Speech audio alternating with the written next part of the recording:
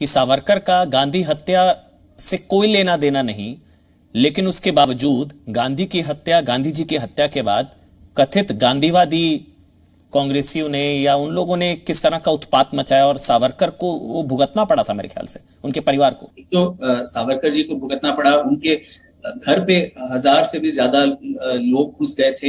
एक मॉब आ गया था। उनके जो छोटे भाई थे नारायण राव, उनको घर से घसीट के उन पे पत्थरबाजी की गई और वो could not even recover from it. और 1 साल बाद वो ब्रेन हेमरेज से वो गुजर गए थे नारायण राव।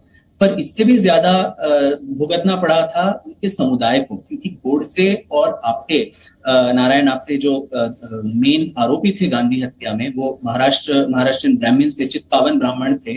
तो जिस तरह से 1984 के दंगे हुए थे, करवाए गए थे कांग्रेस ने दिल्ली में सिखों के खिलाफ, उसी तरह 1948 में, और ये बहुत कम लोगों को शायद इस देश में पता होगा अमन जी, कि उसी का एक ट्रेलर हम माने 1948 में हुआ था महाराष्ट्र में, जब महाराष्ट्रियन ब्राह्मणों को निर्ममता से उनका वध कत्लेआम हुआ था। हजारों की संख्या में ब्राह्मणों की हत्या, पहले जिनका नाम गोडसे था उनको जिंदा जला दिया गया था, और फिर बाद में चित्पावन ब्राह्मण हो या देशस्थ ब्राह्मण हो, इन सबका भी हत्या की गई। आपने कहा कि 1984 के जेनोसाइड से बड़ा या उसके बराबर का 1948 का जेनोसाइड, जिसमें जो ब्राह्मण थे उनको ढूंढ ढूंढ कर उनको मारा गया, करने वाले कौन?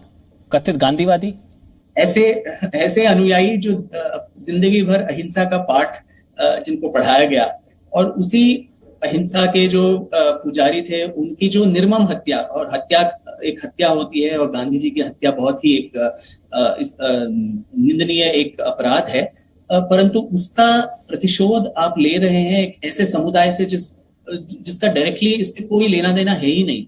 ये सिर्फ एक इत्तेफाक की बात थी कि गोडसे और आप्टे वो चित्पावन ब्राह्मण थे। एक और सवाल बार बार पूछा जाता है कि भाई टू नेशन थ्योरी सबसे पहले सावरकर ने दी थी, जिन्ना से भी पहले सावरकर ने टू नेशन थ्योरी दी थी। एक्चुअली पहले बार टू नेशन थ्योरी आई थी जब सावरकर शायद 4 या 5 साल के बच्चे थे। सर सैयद अहमद खान ने पहले बोला था कि हिंदू और मुसलमान 2 अलग राष्ट्र हैं, और इसका बाद में तुष्टीकरण उन्होंने भी किया था। मोहम्मद इकबाल, जिनको हमारे देश के जो बुद्धिजीवी हैं उनको बढ़ा चढ़ा के उनकी बात करते हैं, क्योंकि उन्होंने सारे जहां से अच्छा लिखा था।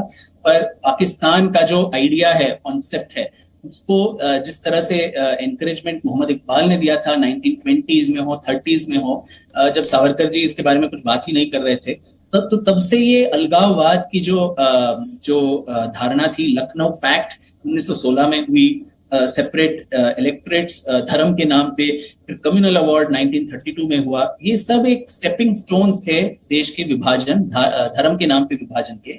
और ये तो बहुत बाद में आए थे सावरकर, और हिंदू महासभा और सावरकर ही एक ऐसे आदमी थे जो अंत तक, मई 1947 तक, ये देश के विभाजन के बिल्कुल खिलाफ थे।